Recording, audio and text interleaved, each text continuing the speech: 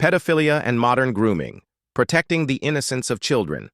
The issue of pedophilia and child exploitation has evolved into an insidious societal crisis in the modern age. Far from being isolated incidents, these actions are now woven into broader cultural and ideological movements, including normalizing practices that blur the boundaries of childhood innocence. This essay examines the various groups contributing to this crisis, focusing on the growing influence of educators, activists, and organizations that promote controversial agendas under the guise of progressivism. It will also highlight these practices' devastating effects on children while grounding the argument in biblical principles, statistical evidence, and documented cases. Grooming and exploitation in modern society. Grooming, the systematic manipulation of children to exploit their vulnerability, has become increasingly prevalent. Reports reveal that children are being exposed to sexualized performances, such as drag shows for kids, where minors are encouraged to dance provocatively before adult audiences. These events are often defended as expressions of diversity and inclusion, yet they blur the moral boundaries that should protect children from adult sexuality. A striking example comes from a 2022 incident in Dallas, Texas, where children were invited to a family-friendly drag show titled Drag the Kids to Pride. The event featured drag queens performing in front of children, who were encouraged to participate. Critics argued that such performances desensitize children to inappropriate behavior, creating a pipeline for further exploitation. The role of educators and activists. Educators, preachers, and activists play a significant role in shaping young minds, but their influence can be detrimental when ideologies supersede moral boundaries. Some teachers have introduced explicit materials into classrooms under the guise of comprehensive sex education. For instance, books like Gender Queer and It's Perfectly Normal have sparked outrage for their graphic depictions of sexual acts, marketed as educational resources for middle and high school students.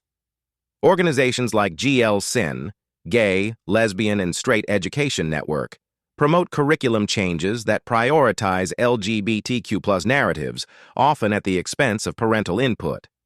Advocates justify this grooming process as a way to create safe spaces for children, but in reality, it undermines parental rights and exposes children to adult themes prematurely. The impact of the transgender movement on children. The transgender movement has become a focal point in the debate over child exploitation. Critics argue that encouraging children to question their biological gender and undergo medical interventions, such as puberty blockers and surgeries, constitutes a form of ideological grooming. Studies show that many of these children experience regret later in life, as the physical and psychological effects of such treatments are irreversible. Dr. Paul McHugh, a professor at Johns Hopkins University, has been a vocal critic of medicalizing gender dysphoria in children.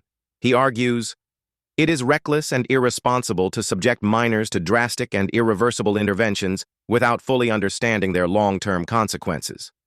Statistics reveal a sharp increase in children identifying as transgender, driven in part by social contagion and peer pressure rather than genuine dysphoria. Biblical perspectives on protecting children. The Bible provides clear guidance on the protection of children. Jesus emphasized their value in Matthew 18:6, stating, "But whoso shall offend one of these little ones which believe in me, it were better for him that a millstone was hanged about his neck, and that he was drowned in the depth of the sea." This verse underscores the severe consequences for those who harm or exploit children, highlighting the moral responsibility society bears to safeguard them. Proverbs 22:6 reinforces this principle. "Train up a child in the way he should go, and when he is old, he will not depart from it." This verse serves as a call to guide children in righteousness, emphasizing the importance of instilling values that protect their innocence and ensure their well-being. Statistics and the broader crisis. The following statistics illustrate the growing crisis. 1. The National Center for Missing and Exploited Children reported a 35% increase in reports of online child exploitation in 2021 compared to the previous year. 2. A 2022 Gallup poll found that 21% of Generation Z identifies as LGBTQ+, compared to 10.5% of millennials, suggesting a sharp cultural shift driven by social trends. 3. According to a 2021 study by the American College of Pediatricians, children exposed to early sexual education are more likely to engage in risky sexual behaviors, leading to higher rates of teen pregnancy and STDs. Combating the crisis, restoring moral order. To address this crisis, society must take proactive steps to protect children. 1. Parental empowerment.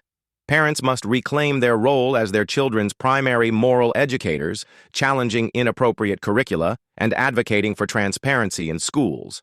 2. Legislative action. States must pass laws to protect children from sexualized performances and restrict access to graphic materials in schools. 3. Community involvement. Churches, civic organizations, and community leaders must collaborate to provide positive alternatives and mentorship for children. As Ephesians 5:11 states, "Have no fellowship with the unfruitful works of darkness, but rather reprove them." This call to action requires individuals to stand against harmful ideologies and practices, advocating for the well-being of future generations. Conclusion. The modern age has witnessed a disturbing rise in the exploitation and grooming of children, facilitated by educators, activists, and movements that prioritize ideology over morality. The biblical mandate to protect children calls us to confront these practices with courage and conviction, ensuring that innocence is preserved and children are shielded from harm. By empowering parents, enacting protective legislation, and fostering community involvement, society can restore moral order and safeguard the next generation from the snares of exploitation and debauchery.